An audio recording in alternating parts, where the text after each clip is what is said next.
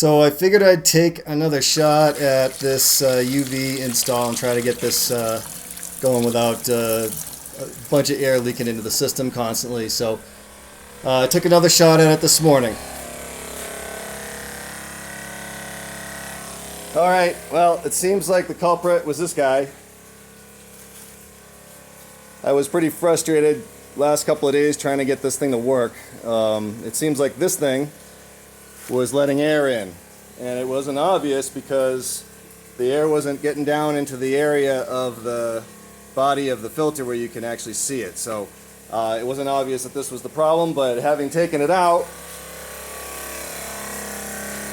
you can see I've bypassed it here. And now if I look down here, no air, none, totally good. So switch off my water faucets here, and we're right up to pressure. No problem. So look at that. Nothing. No air.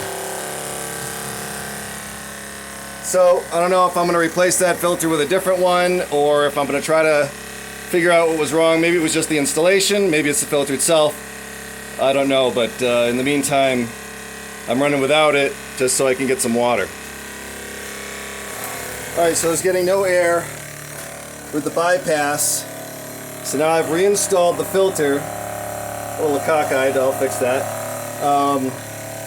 Made sure my fittings were tight. Took out the pucks and put in some flexible pipe and made sure that everything was tight, not leaking. So we're going to run it for a little bit. So far it looks like it's going okay, so it may be that my installation was bad. But we're going to go for a while today with it installed and see if it generates a problem or if that's the solution. So crossing my fingers. So there's still a little bit of air in that one, so we're still going to be drawing a little air in through there, from there. It's looking better. I don't see any air coming through right now. Oh, there's a little. You can tell by the sound of the pump when it's chewing on air.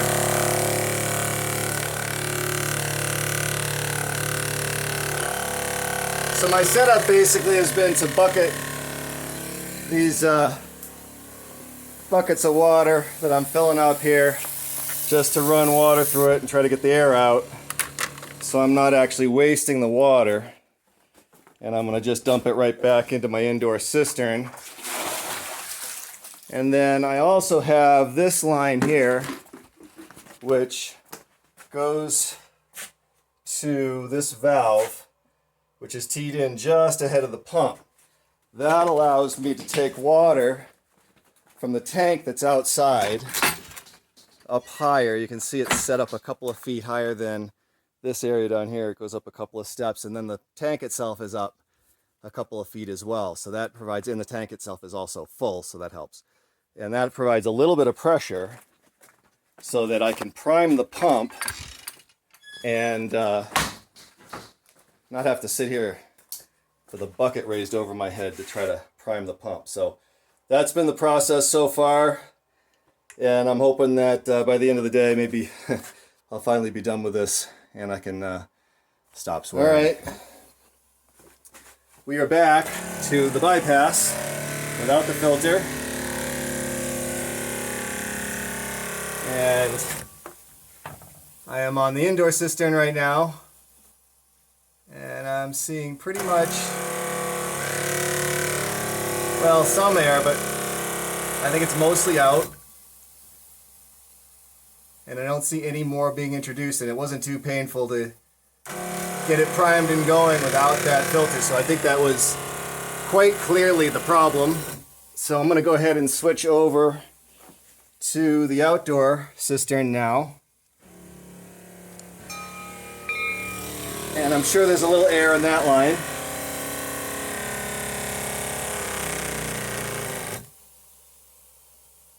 And let's see.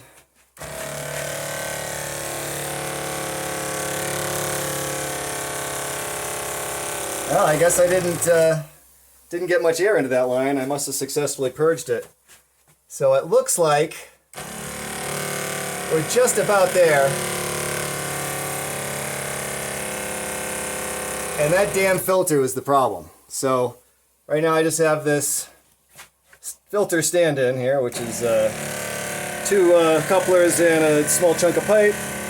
I ran out of clamps, so I ended up using these crimp rings that are supposed to be for the pecs, and they seem to be working, so I'm going to leave it that way since it's not introducing any air that way. I was originally having a little bit of air get in right here because this isn't really the right fitting for this pipe, so I'm going to have to change that fitting out. I did use some pipe dope, some pipe threading compound in there to seal it up, and I tightened the clamp down with a ratchet to get it as tight as I could, and I think it's okay now. I didn't see any air bubbles coming in that way, but I think at this point we're just about good.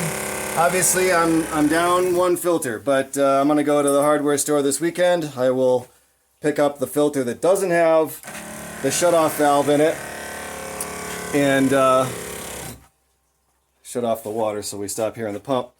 I will go to the hardware store this weekend and pick up the filter housing that does not have the shut-off built in, because I suspect that that is my issue, that it is drawing air in through that valve. I have had that issue with valves in the past. I had a valve here where there is a check valve now, and that would leak air into the system and cause this same problem. So I ended up changing the valve out and getting rid of it because the valve was a cheap valve and it just leaked air. Right, it was brand new, but it still leaked air.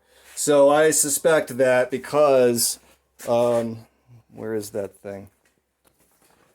Because this the top of this is the top of the filter housing. You can see it has this valve, and if we look inside, it that didn't help. If we look inside, you can see as you turn the valve, it moves. It moves that plunger and stops the flow. But in order to do that, it has to have a shaft that goes through from the outside to the inside of that mechanism, and I suspect that's where I'm getting my air. So I'm going to get rid of this thing, and we'll go over to the housing that's just simple and doesn't have the valve in it to introduce that air. And I'm also going to replace the fittings, or at least this fitting on here, so that it's a little bit better. I think I might be able to use this one. These seem to work quite well on this rubber hose, so I will use those. And with any luck,